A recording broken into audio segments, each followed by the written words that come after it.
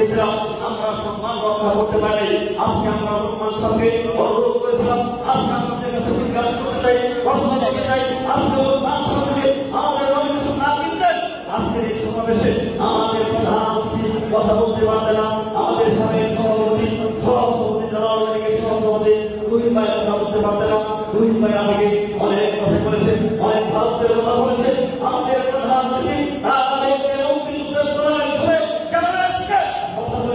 আজকে বারবার শুধু তার কথাই মনে করে আমি তাকে বলেছিলাম অন্তত একটি কর্মী হিসেবে আমাদের কথা শোনার সুযোগ দেন।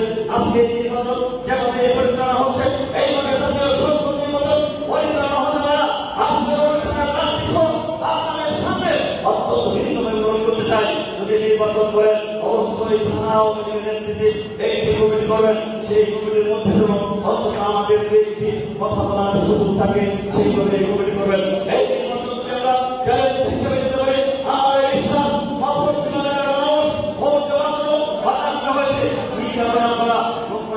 ভোট দেবেন।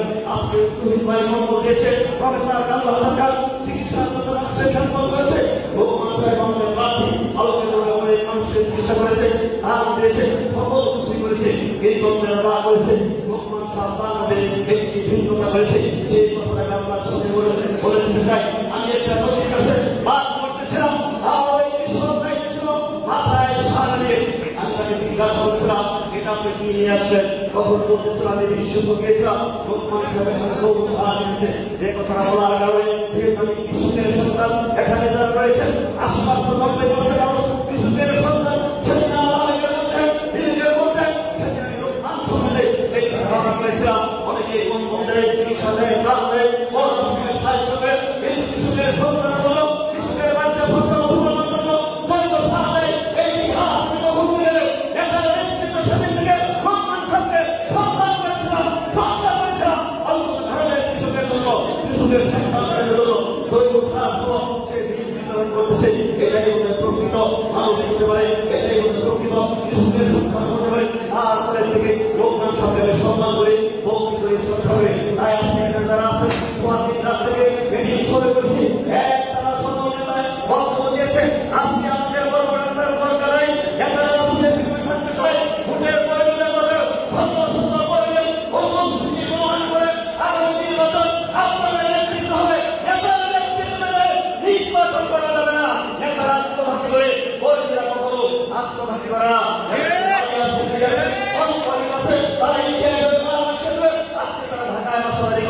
নির্বাচনের পরে যে কষ্টটা এই ছাত্রলীগ করেছে, এখন তার কষ্ট নিতে বলে আমরা করেছিলাম।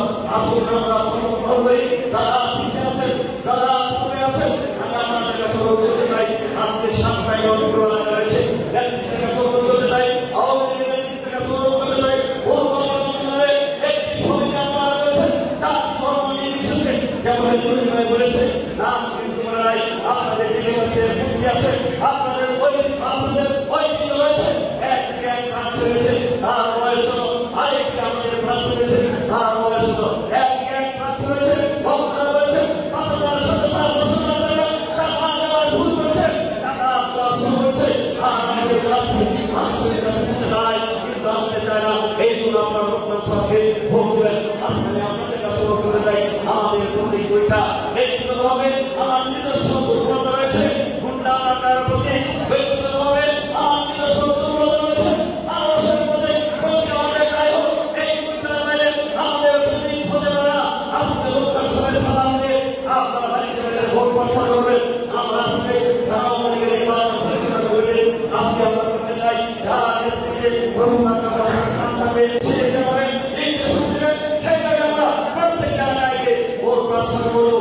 আজকে বলতে চাই তাহলে মানুষ সত্যবত হন, বলতে চাই পরিষদ উপজেলা নির্বাচনে যে প্রার্থী দাঁড়িয়েছে একে কোথাও দিতে পারে নাই। ইনশাআল্লাহ কথা দিলাম, এবারও পশ্চিমের ভোট আসবে বলে ওই প্রার্থীদের লাগছে ভোট দিবে না, ভোট দিবে না, ভোট দিবে না, ভোট দিতে পারে না। আজকে মানুষের মধ্যে আসতে চায়, উন্নয়ন করেছে, মানুষ আসতে চায়, সর্বত্র উদ্ভাবন করতে চায়। তাই সবাইকে উদ্ভাবন করার জন্য মানুষ ঐক্যবদ্ধ হয়েছে। নেতৃত্বের বাইরে যারা রয়েছেন অনুরোধ করে গেলাম, দুইজন মুরব্বী রয়েছে, প্রফেসর কামরুল হাসান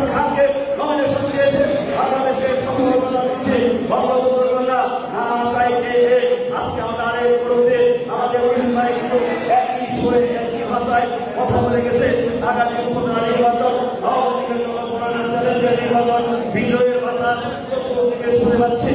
তাই নেতৃত্বের কাছে অনুরোধ করতে চাই, কমিটি করেন, কমিটি করেন, কমিটি করেন, ইনশাআল্লাহ ওই অর্থের জন্য, পোস্টারের জন্য, হ্যান্ডবিলের জন্য ঢাকায় রাষ্ট্র হবে না। প্রফেসর কামরুল হাসান খান যেভাবে নির্দেশ তার নেতৃত্বে আমাদের বাড়িতে বাড়িতে পোস্টার, হ্যান্ডবিল আমরা ইনশাআল্লাহ পৌঁছে দিতে পারবো। পৌঁছে দিয়ে আপনাদের দায়িত্ব মানুষের সালাম দিয়ে আমাদের প্রতি আপনারা ভোট দেবেন। এই কথা বলে সবাইকে ধন্যবাদ জানিয়ে, সাধুবাদ জানিয়ে আজকে আর বিভেদ নাই, ঐক্য চাই। ঐক্যের মাধ্যমে উপজেলা পরিষদের চেয়ারম্যানরা আওয়ামী লীগের জন্য অত্যন্ত গুরুত্ব বহন করে সেই কথা বলে আমাদের কাজ করার জন্য অনুরোধ জানিয়ে 3টা থেকে মিটিং শুরু হয়েছে।